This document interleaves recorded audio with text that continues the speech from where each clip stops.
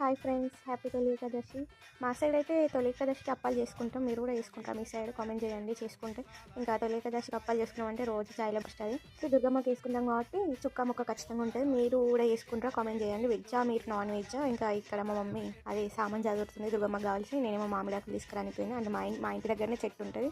ఇంకా పూజ ఇచ్చినాక మామిడాకులు కట్టినాక మంచి దీపం పెట్టినాక మేమైతే పచ్చడితో కోడితో ఖచ్చితంగా నైవేద్యం పెట్టాలి. ఫస్ట్ ఇప్పుడు పచ్చగూర పెట్టినాకనే మేము వండుకుంటాం.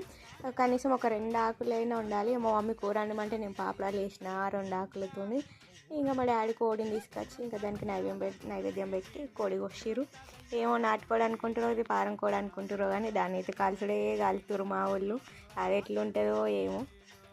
ఇంకా చికెన్ మొత్తం కట్ చేసినాక కర్రీ చేసేసుకున్నాం. కర్రీ చేసి ఇంకా రైస్ చికెన్ చేసి పచ్చగూర చేసి నైవేద్యం పెట్టాలి.